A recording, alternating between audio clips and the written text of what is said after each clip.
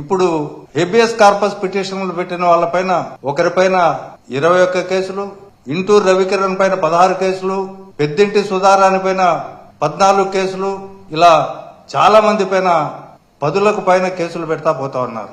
ఇది అత్యంత దుర్మార్గమైన విషయం. చట్టాలను పరిరక్షించిన పోలీసులే చట్టాన్ని తమ చేతుల్లోకి తీసుకోవడం. తర్వాత ఈ ప్యాటర్న్ అంతా ప్రజాస్వామ్య సూత్రాలకు భిన్నంగా జరుగుతా ఉంది. వీళ్ళని సోషల్ మీడియా కార్యకర్తలని ఆర్గనైజ్డ్ క్రైమ్ అనే దీని కిందకి తీసుకొని వస్తా ఉన్నారు. భారతీయ న్యాయ సంహిత అని ఈ మధ్య ఒక చట్టం తెస్తే ఇండియన్ పీనల్ కోడ్ కు బదులుగా వాటిలో 111 సెక్షన్ అని ఒకటి యాడ్ చేసి ఆ సెక్షన్ ను సోషల్ మీడియా కార్యకర్తలకు పెడతా ఉన్నారు.